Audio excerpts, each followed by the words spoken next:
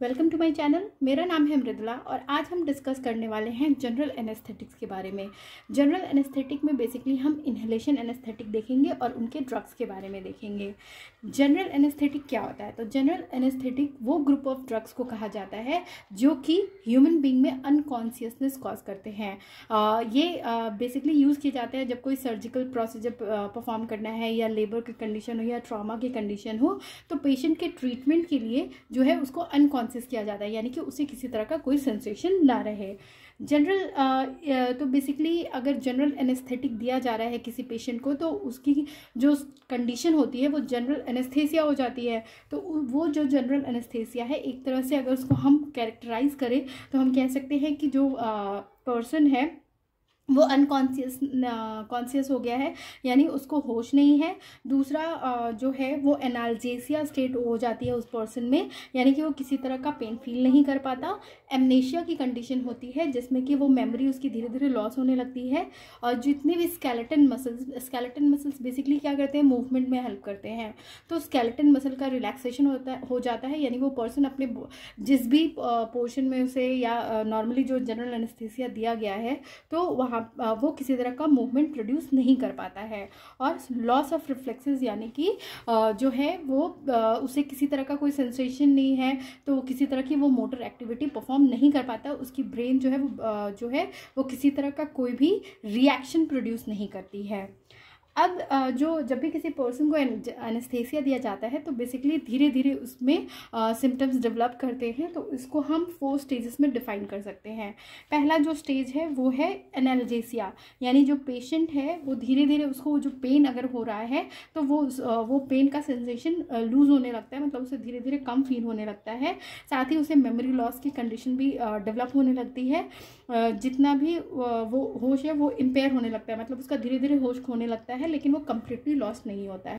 Second जो state है वो है डिसइनहिबिशन। इसमें पेशेंट जो है वो डेलरेसिस और एक्साइटेड होता है। उसके बाद उसकी मेमोरी लॉस होने लगती है और जो उसके रिफ्लेक्सेस है वो बढ़ जाते हैं। रेस्पिरेशन जो है वो इरेगुलर हो, रेचिंग और इनकॉन्टिनेंस जो है वो होता है, यानी कि उसे वॉमिटिंग जैसी फील होती है, नोजिया होता है, वॉमिट भी करता है, मतलब वॉमिट करने में एक जो आवाज़ आती है वो भी प्रोड्यूस होती है, लेकिन फ्लूइड नहीं आता है, ठीक है। और इनकॉन्टिनेंस यानी कि उसे सर्कुलर बाउल मूवमेंट में जो है इनकन्वीनियंस फील होता है। थर्ड उसके बाद जो स्टेज होता है वो सर्जिकल एनेस्थेसिया। इसमें जो पेशेंट है वो टोटली अनकॉन्शियस हो चुका है, उसे किसी तरह का कोई पेन फील नहीं हो रहा होता है। रेस्पिरेशन जो है वो वापस रेगुलर हो जाती है और बीपी नॉर्मल हो जाता है। उसके बाद आता है स्टेज 4 जो कि मेडुलरी डिप्रेशन है। इसमें जो है वो रेस्पिरेटरी और कार्डियोवास्कुलर डिप्रेशन होता है, यानी कि जो रेस्पिरेशन है वो धीरे धीरे रुकने लगती है। तो अगर सर्जरी परफॉर्म की जा रही है तो उसे अलग से ऑक्सीजन सप्लाई दिया जाता है। साथ ही जो है जो सर्कुलेशन है वो भी लो होने लगती है, जिसकी वजह प्यूपिल डायलेट हो जाता है और बीपी जो है वो लो हो जाती है। जनरल एनेस्थेसिया को बेसिकली 2 कैटेगरी में डिवाइड किया गया है, डिपेंडिंग अपॉन कौन सा रूट यूज़ किया जाता है जनरल एनेस्थेसिया देने के लिए। तो पहला होता है इनहेल्ड और दूसरा होता है इंट्रावेनस। इनहेल्ड में भी आपको 2 तरह के जनरल एनेस्थेसिया 2 फॉर्म्स में आते हैं, डिपेंडिंग अपॉन स्टेट कि उनका स्टेट क्या है। तो एक होता है गैसियस फॉर्म और दूसरा होता है वॉलेटाइल लिक्विड्स। गैसियस फॉर्म में बेसिकली नाइट्रस ऑक्साइड का यूज़ किया जाता है और वॉलेटाइल लिक्विड्स में हैलोथेन, मिथॉक्सीफ्लुरेन, इनफ्लुरेन, सेवोफ्लुरेन, आइसोफ्लुरेन और डेसोफ्लुरेन यूज़ किया जाता है, जिसके बारे में हम आगे देखने वाले हैं इनके बारे में। इंट्रावेनस यानी कि आपको वेनस के थ्रू दिया जाता है, यानी कि पेनिट्रल दिया जाता है। ये जो है वो 4 तरह के होते हैं। अल्ट्रा शॉर्ट एक्टिंग बार्बिचरेट, जिसके एग्जांपल्स हो गए मिथोहेक्सिटिल सोडियम, थायमिलिल सोडियम, थायपेंटल सोडियम। डिसोसिएटिव में कीटामिन हाइड्रोक्लोराइड, ओपोइड में फेंटानिल, बेंजोडाइजेपिन का एग्जाम्पल हो गया डाइजिपाम, मिडाजोलम। तो ये आपको जनरल एनेस्थेटिक ड्रग्स है जो कि यूज़ किए जाते हैं पेशेंट में जनरल एनेस्थेसिया डेवलप करने की। इनहेल्ड एनेस्थेटिक जो है वो क्लास ऑफ ड्रग्स है जो कि वॉलेटाइल लिक्विड होते हैं रूम टेम्परेचर पे, जैसे हैलोथेन हो गया, या फिर गैसियस फॉर्म में होते हैं जैसे कि नाइट्रस ऑक्साइड हो गया। ये ड्रग जो है वो अलग अलग डिग्री के एनाल्जेसिया, यानी कि जो पेन रिड्यूस करने की टेंडेंसी होती है, इनका डिग्री अलग अलग होता है और ये अलग अलग तरीके से हर एक ड्रग जो है वो स्केलेटन मसल रिलैक्सेशन जो है वो प्रोड्यूस करता है।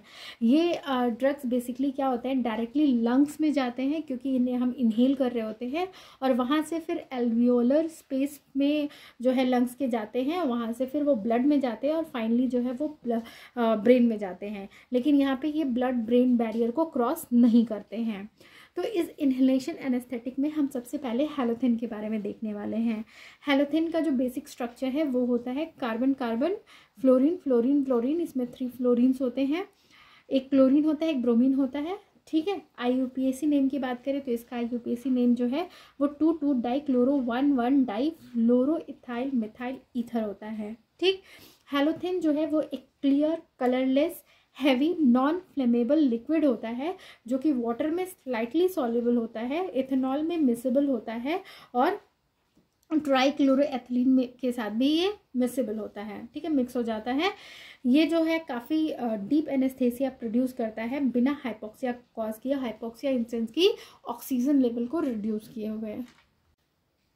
हैलोथिन को जो है वो सिंथेसाइज किया जाता है ट्राइक्लोरोएथिलीन से, ठीक। इसमें सबसे पहले जो हाइड्रोजन फ्लोराइड होता है उसको ऐड किया जाता है ट्राइक्लोरोएथिलीन के साथ, जिसकी वजह से एक इमीडिएट सब्स्टिट्यूशन होता है क्लोरीन एटम का एंटीमनी क्लोराइड के प्रेजेंस में, और यहाँ पे टेम्परेचर जो है वो 130 डिग्री होता है। यानी हाइड्रोजन फ्लोराइड को जब 112 ट्राइक्लोरोएथिलीन के साथ ऐड किया गया एंटीमनी क्लोराइड के प्रेजेंस में 130 डिग्री सेल्सियस पे, तो यहाँ पे जो ये फ्लोरीन है उसका सब्स्टिट्यूशन हो जाता है। तो यहाँ पे 3 सब्स्टिट्यूशन होते हैं, ठीक, जिससे कि 2-chloro-1,1,1 ट्राइफ्लोरोएथेन फॉर्म होता है। फिर उसको ट्रीट किया जाता है ब्रोमीन के साथ, यानी कि ब्रोमिनेशन होता है 450 डिग्री सेल्सियस पे, तो हैलोथिन जो है वो सिंथेसाइज होता है। हैलोथिन जो है उसका मैकेनिज्म ऑफ एक्शन बेसिकली होता है कि ये जो एनेस्थेसिया कॉज करता है वो इसलिए करता है क्योंकि वो मल्टीपल आयन चैनल्स पे काम करता है, और फाइनली ये नर्व कंडक्शन को डिप्रेस करता है, ब्रीथिंग को भी डिप्रेस करता है और कार्डियक कॉन्ट्रैक्टिबिलिटी को भी रिड्यूस करता है। ये गाबा और ग्लाइसिन रिसेप्टर को एक्टिवेट करता है, उसके साथ ही ये एसिटिलकोलिन और सोडियम चैनल को इनहिबिट करता है, और 5-HT3 और K+ आयन चैनल को ये एक्टिवेट करता है। जब ये पोटेशियम आयन चैनल से बाइंड अप करता है तो इसकी वजह से ये इमोबिलाइजिंग इफेक्ट, यानी कि पर्सन जो है वो मूवमेंट नहीं कॉज कर सकता है, उसकी वजह से होता है, ठीक है। हैलोथिन जो है वो जनरल एनेस्थेसिया को इंड्यूस करने के लिए या मेंटेन करने के लिए यूज़ किया जाता है। ये काफ़ी पोटेंट होता है और सेफ इनहेलेशन एनेस्थेसिया होता है जब ये नाइट्रस ऑक्साइड के साथ यूज़ किया जाता है। ये फर्दर जो है हैलोजिनेटेड ईथर एनेस्थेटिक ड्रग्स अगर डेवलप करना है तो उसके लिए एक मॉडल की तरह काम करता है। साथ ही ये नॉन इरिटेंट होता है, नॉन इन्फ्लेमेबल होता है, प्लीजेंट होता है, साथ ही इसका एक्शन जो है वो काफ़ी रैपिड होता है, इसीलिए ये बच्चों में भी यूज़ किया जाता है एनेस्थेसिया प्रोड्यूस करने के लिए। सेकंड जो है वो है मिथॉक्सीफ्लोरिन। मिथॉक्सीफ्लोरिन का जो स्ट्रक्चर है वो ये है, carbon carbon, chlorine fluorine, 2 fluorine होते हैं, ठीक है, और OCH3, ठीक। यहाँ पे अगर इसकी IUPAC की नाम की बात करें तो इसकी IUPAC नेम जो है वो 2,2 डाइक्लोरो 1,1 डाइफ्लोरो इथाइल मिथाइल ईथर होता है। मिथॉक्सीफ्लोरिन भी जो है वो क्लियर कलरलेस लिक्विड होता है, नॉन फ्लेमेबल होता है और साथ ही नॉन एक्सप्लोजिव होता है एयर या फिर ऑक्सीजन के प्रेजेंस में, ठीक है। मिथॉक्सीफ्लोरिन जो है वो जो है बेसिकली क्या एनेस्थेसिया प्रोड्यूस करता है किस तरह से, तो वो जो गैप जंक्शन चैनल होते हैं उनके ओपनिंग टाइम्स को डिक्रीज कर देता है, साथ ही जो क्लोजिंग टाइम होता है उसको इंक्रीज कर देता है। ये कैल्शियम डिपेंडेंट एटीपेज जो कि सर्कोप्लाज्मिक रेटिकुलम में प्रेजेंट होते हैं उसको एक्टिवेट करता है, जिससे कि जो लिपिड मेम्ब्रेन की फ्लूइडिटी होती है वो इंक्रीज हो जाती है।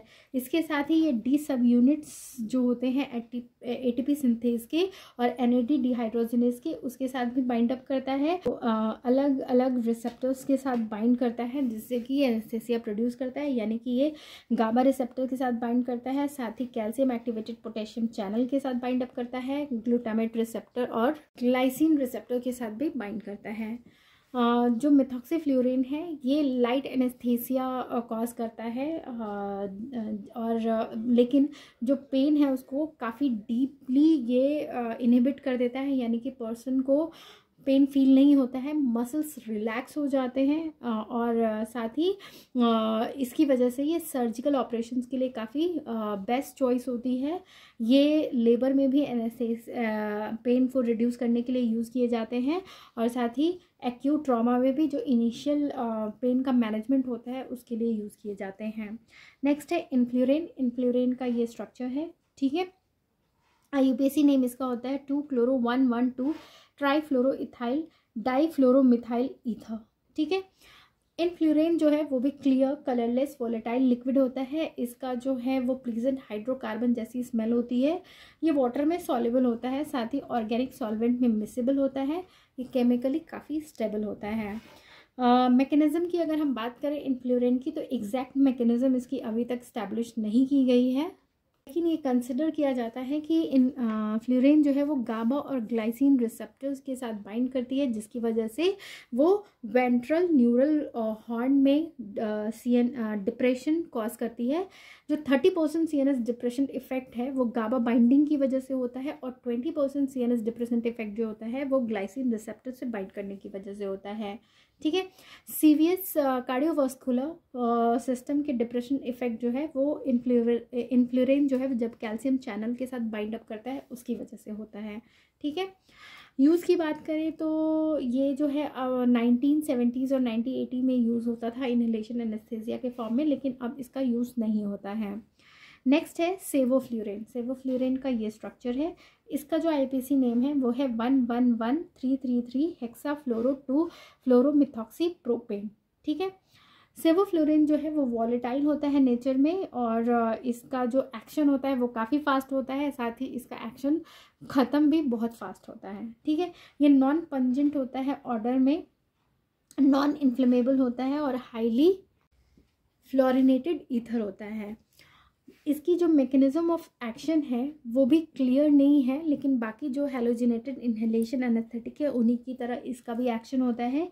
ये लाइगेंड गेटेड आयन चैनल और के साथ बाइंड अप करके CNS न्यूरो ट्रांसमिशन को ब्लॉक करता है, जिसकी वजह से CNS डिप्रेशन कॉज होता है। ये जो पोस्ट सिनेप्टिक चैनल एक्टिविटी है उसको इनहिबिट करता है गाबा और ग्लाइसिन रिसेप्टर के साथ बाइंड करके, साथ ही जो एक्साइटेटरी सिनेप्टिक चैनल है उसको भी इनहिबिट कर देता है निकोटिनिक एसिटिलकोलिन सेरोटोनिन और ग्लूटामेट रिसेप्टर के साथ बाइंड अप करके। यूज़ की बात करें तो ये जो है वो जनरल एनेस्थेटिक को इंड्यूस करने के लिए और मेंटेन करने के लिए यूज़ होता है। कुछ सर्जिकल ऑपरेशंस में, सर्जिकल प्रोसीजर्स में ये यूज़ होता है एज अ मसल रिलैक्सेंट। वहाँ पे इस केस में जो है वो न्यूरो मस्कुलर ब्लॉकिंग ड्रग्स नहीं दिए जाते हैं, वहाँ पे इसको मसल रिलैक्सेंट के फॉर्म में यूज़ किया जा सकता है। नेक्स्ट है आइसोफ्लुरिन। आइसोफ्लुरिन का ये स्ट्रक्चर है, ठीक है। IUPAC नेम जो है वो है इसका 1-chloro-2,2,2 ट्राईफ्लोरोइथाइल डाईफ्लोरोमिथाइल ईथर। इसकी प्रॉपर्टीज़ की बात करें तो ये हाईली वॉलेटाइल होता है नेचर में, लेकिन लिक्विड होता है रूम टेम्परेचर पे। ये clear colourless non inflammable liquid होता है। मैकेनिज्म ऑफ एक्शन की बात करें तो ये जंक्शनल कंडक्टेंस को रिड्यूस करता है, जो ओपनिंग टाइम है उसको रिड्यूस करके और जो क्लोजिंग टाइम है उसको इंक्रीज करके, ठीक है। ये कैल्शियम डिपेंडेंट एटीपेज को, जो कि सार्कोप्लाज्मिक रेटिकुलम में प्रेजेंट होता है, उसको एक्टिवेट कर देता है। और ये एक्टिवेशन कैसे होता है, क्योंकि वो लिपिड मेम्ब्रेन की फ्लूइडिटी को इंक्रीज कर देता है। उसके साथ ही ये ग्लाइसिन रिसेप्टर के एक्टिविटी को भी इंक्रीज करता है, जिसकी वजह से जो मोटर फंक्शंस हैं वो रिड्यूस हो जाते हैं। और ये कैल्शियम एटीपेज को जो है वो एक्टिवेट करता है, जिससे कि मेम्ब्रेन फ्लूइडिटी जो है वो इंक्रीज हो जाती है, ठीक है। इस तरह से ये एनेस्थेसिया पर्सन में इंड्यूस करता है। यूज़ में ये कॉमनली जनरल एनेस्थेटिक के रूप में यूज़ होता है, साथ ही ये एनेस्थेसिया को इनिशिएट या मेंटेन करने के लिए यूज़ होता है। ये हमेशा प्योर ऑक्सीजन या फिर एयर के कॉम्बिनेशन के साथ दिया जाता है। नेक्स्ट है डेस्फ्लुरिन। डेस्फ्लुरिन का ये स्ट्रक्चर होता है। इसका IUPAC नेम जो है वो 1,2,2,2 टेट्राफ्लोरोइथाइल डाईफ्लोरोमिथाइल ईथर होता है। ये क्लियर कलरलेस और नॉन फ्लेमेबल लिक्विड होती है। ये बहुत ही तेज़ी से वेपोराइज कर जाता है। ये जो है ईजिली कार्बन डाइऑक्साइड के साथ रिएक्ट करके कार्बन मोनोऑक्साइड फॉर्म कर लेता है, ठीक है। मैकेनिज्म ऑफ एक्शन की बात करें तो ये गाबा और ग्लाइसिन रिसेप्टर का पॉजिटिव मॉड्यूलेटर है, यानी कि इनकी एक्टिविटी को इनके साथ बाइंड अप करके इनकी एक्टिविटी को इंक्रीज़ कर देता है, जबकि एसिटिल कोलिन रिसेप्टर के साथ बाइंड करके उसकी एक्टिविटी को रिड्यूस कर देता है।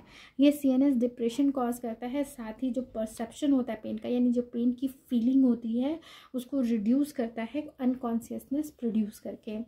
यूज़ की बात करें तो चूँकि इसका इंडक्शन काफ़ी रैपिड है और रिकवरी जो है वो भी काफ़ी रैपिड है, तो इसीलिए ये जो है वो आउट पेशेंट सर्जिकल प्रोसीजर के लिए काफ़ी सूटेबल होता है। तो ये था ऑल अबाउट आपका एक जनरल इंट्रोडक्शन की जनरल एनेस्थेटिक ड्रग्स कौन से होते हैं, और उसमें हमने डिस्कस किया इन्हेलेशन एनेस्थेटिक्स के बारे में। Thank you for watching.